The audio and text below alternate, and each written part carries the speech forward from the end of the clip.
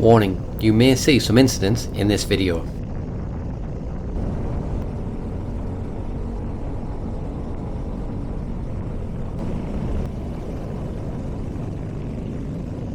Hey everyone, and welcome back to another karting video. Today we are at Teesside Karting and I'm going to bring you along for the ride.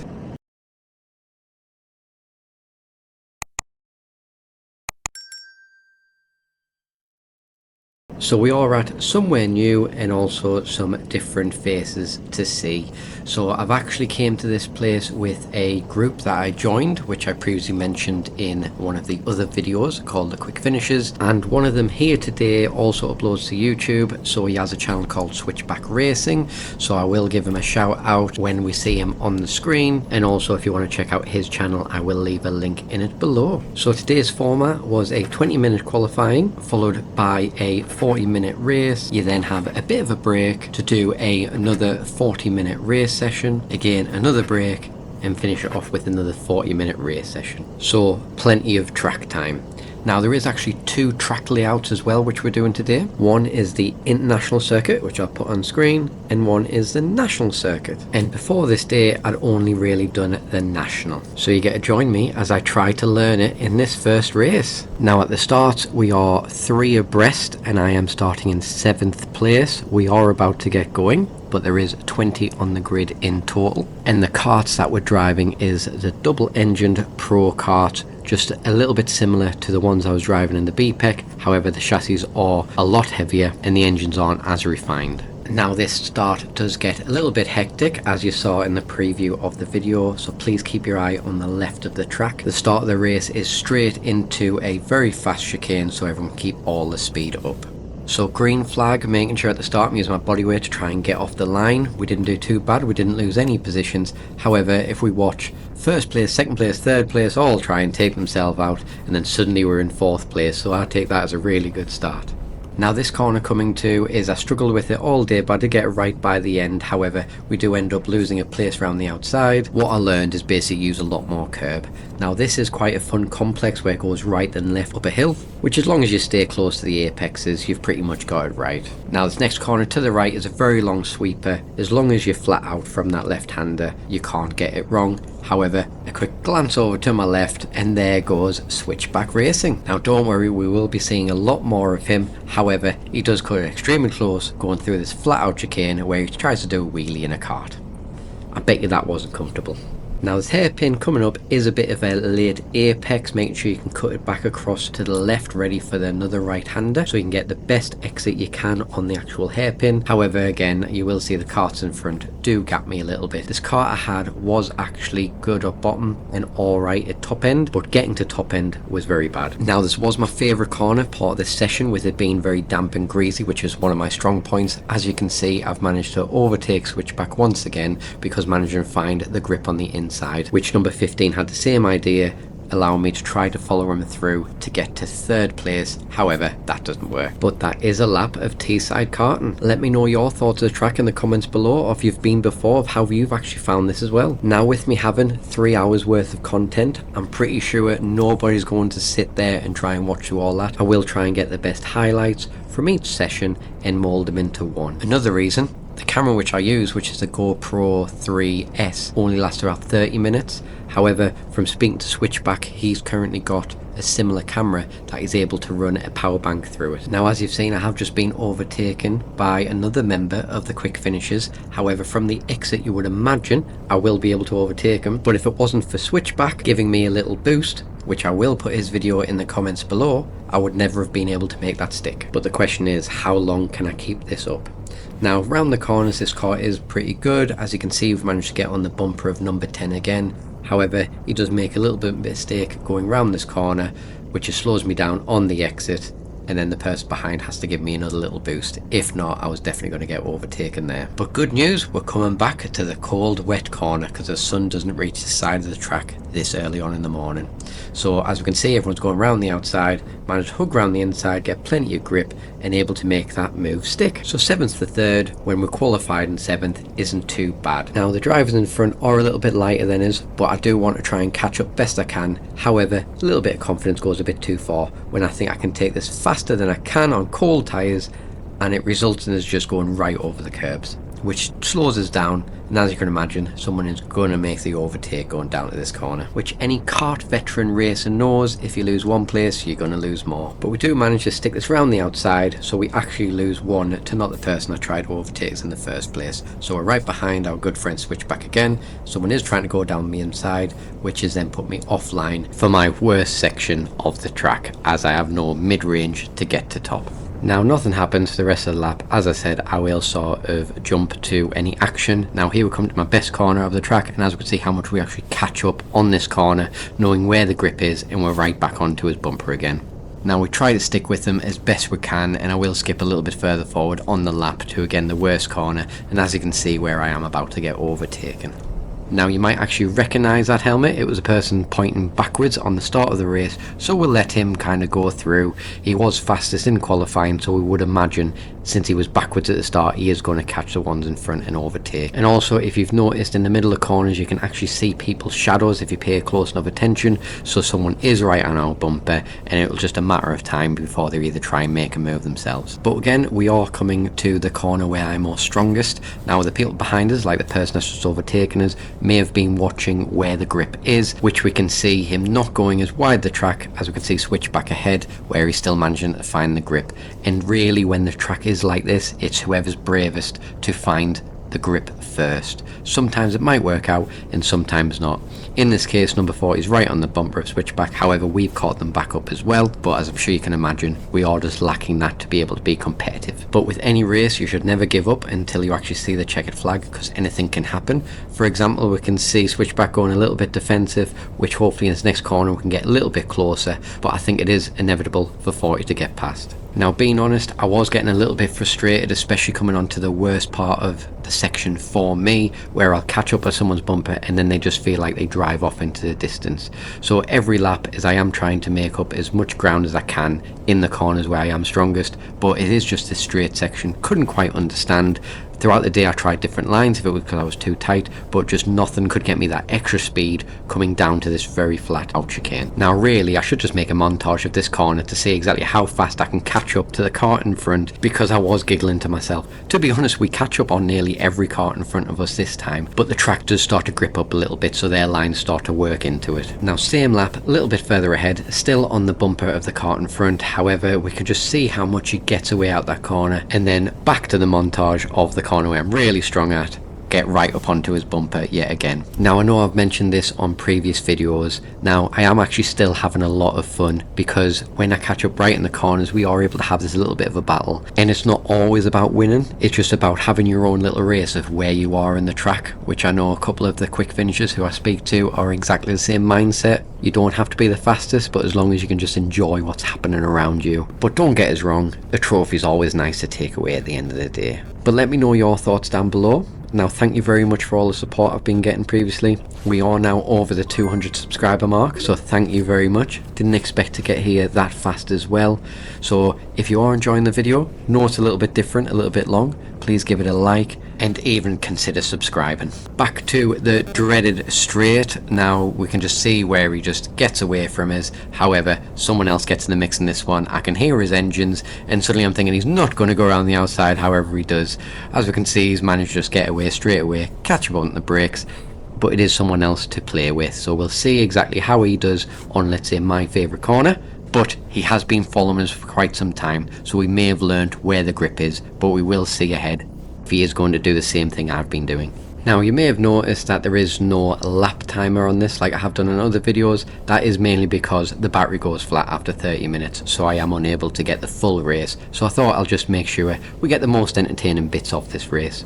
We can see Switchback makes a massive mistake going very deep on that corner, allowing us to make a position back and then staying on the back bumper of 25. Someone to the right there actually blew an engine up. They blew up 2 engines that entire day, so well done them. They should have got a trophy for that, but the final did manage to get a cart that lasted the entire race. Now someone else to gauge ourselves against, so we can see where we're going to be fast or indeed slow. So we will see what I'm like coming onto the corner where we're really bad at. Managed to get this corner we've just done there really well, making sure you get over that curb, staying roughly on the bumper, making sure we can carry enough speed around this fast corkscrew, and then going into this corner. Now it looks no different. I think that looks no different. Please let me know down below what your thoughts are. If it's my line, I will take that feedback on board. Please let me know. However, it just feels that the do gappers on that bit. Now you may have heard a little squeal in my helmet there because I thought they were both going to come off on that fly out corner, and it will hurt when you are going that speed when you hit the tyres, I promise you that. Not that I've ever done that before. Now on this corner it does actually look like we carry quite a lot of speed out trying to get it on the exit. However, it doesn't look like the case when we're able to see the kart on my right just absolutely go for it, and again the kart in front just get that little bit of a gap. But it's that time again, around to my favourite corner. I decided to do something a little bit silly and try to see if there's grip around the outside, which there is not, making me lose another position. As you can see, just full lock, nothing turned. But at least we've tried it. If it did pull off, we'll know for the lap next time that it worked. However, I know not to do that again. Now, nothing extra happens in this race. We do get one position back later on. However, I did catch that off camera when the battery went flat. But with the gaps, we're able to charge the camera up and get more footage for the next race, which I'll bring on now. So here we are, start of the next race. Now, as you can imagine, there is a lot of people on this grid trying to get to first place as fast as they can. Do we make it round the first chicane this time? I would say that's a successful first turn, so well done everyone there. However, as I'm pretty sure you've seen in the intro already, there may be a little bit of a collision further on. Now in this one I was feeling quite confident in the kart, however going around the outside is never a good idea. But we managed to stick into position, which isn't too bad. Now we are getting very bunched up. If we look a little bit ahead, first place, second place is battling. Same thing again, the person with the grey helmet gets taken out, span backwards. You would think people are worried about him being too fast. So he's at the back of the grid again, and we've managed to make a couple of positions. However, that doesn't last too long. Now this kart actually had very little brake feel, so I didn't have much confidence going into corners. However, it was enough not to hit everybody else in front of us. This race as well is around about an hour or two later than this morning, so the sun has moved up further in the sky, meaning that this back south bank is getting a bit of sun, so it's not as slippy as it was, which is a shame because I did enjoy the difference going around that corner each time. Now, as you've probably seen as well, I didn't actually lose much time against the kart in front of us going into this back corner where I was in the first one, so I'm feeling much more confident to actually have a bit more of a battle this one with the front runners. Now, these were all my weight class in today's meeting, but we did have a multitude of heavier drivers. Although saying that, some of these drivers are still 20 kilograms less than myself, so it might be where they have a bit of edge going down the straight. But I do manage to get a good run out of the chicane coming down the back straight, giving 42, a nice little tap up the backside to try and get closer to the karts in front. Although I am looking forward to see the difference on that corner where I'm really bad at, to see the difference in this race. Now I do get a bit of overspeed going around that very fast right hand corner, however not enough to make the move on 42, but I do have a better run through the corkscrew getting onto this back section as well. Now, bit of a run, able to get side by side, but we can see the kart on the left, a little bit edging that bit further forward, but we'll class that as a little bit of weight, but at least I've got confidence that my kart isn't dreadful on that section. And there was absolutely no way I was going to give in to that corner to get through the chicane, so at least there's another position made. Conscious not to make this too boring as you're watching it, but a little bit more action a couple of laps ahead where we're getting closer to the number 7 in front. Now we do get a good run out of hairpin 4 and a good line going through the chicane, allowing us to get right on the bumper of them. I can actually also hear the kart behind us very close, so trying to get in front of the kart in front as fast as I can. However, what you didn't quite see is somebody tried to go around the outside of all of us there, so conscious that that kart's got that little bit more top end than myself, so I've got to make sure that I'm cautious going down the straight. Now I do manage to hold a position, so we now are in third, trying to get our head down to try to catch up to the karts in front. However, they are long gone in the distance, so I'll skip ahead to the next drama.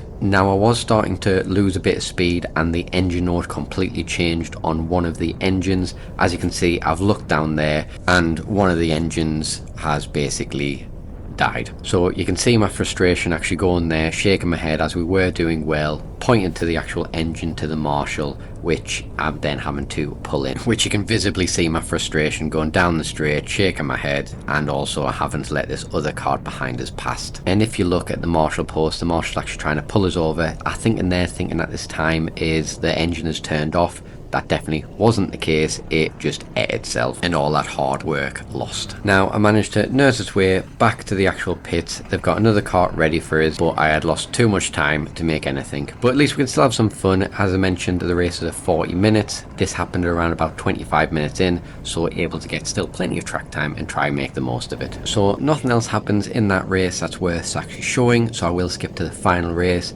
Now as you can probably see, it has got a lot darker, and with a tinted visor it is extremely hard to see, so you can imagine that the camera hasn't picked up too much, but it is still a bit light now, so at least we will get the first lap at least. Now this is the different track. This is the national track. As you can see, we're not turning left down to the bottom corner, we're going straight around to a very long hairpin. Now before we do start the race, we do have a 10-minute practice session just to get used to our kart and see if we wish to change it. Now this kart was pretty good at turning right corners, however it decided now and again if it wanted to turn left corners, which wasn't too bad at the start of the race when you're feeling a little bit refreshed. However, as the race went on, bear in mind this is 40 minutes long, it gets very tiring trying to do full lock to turn left corners. However, the first hairpin I was able to rotate it on the brakes.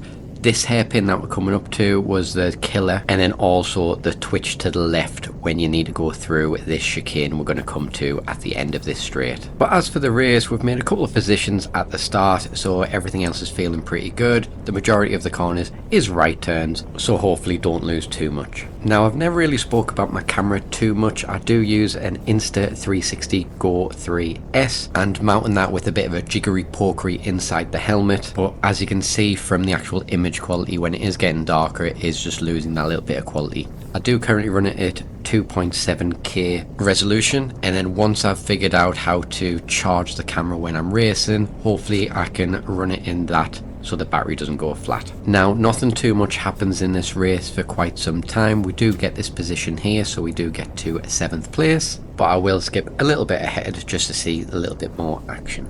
Now the group in front do get a little bit far ahead, however I will skip to the lap when an incident happens. However, I'm not close enough to get the full incident, and I was taking the mick of the person who was involved. But if you look at that little bit ahead, you can see a little bit of yellow and a person across the track.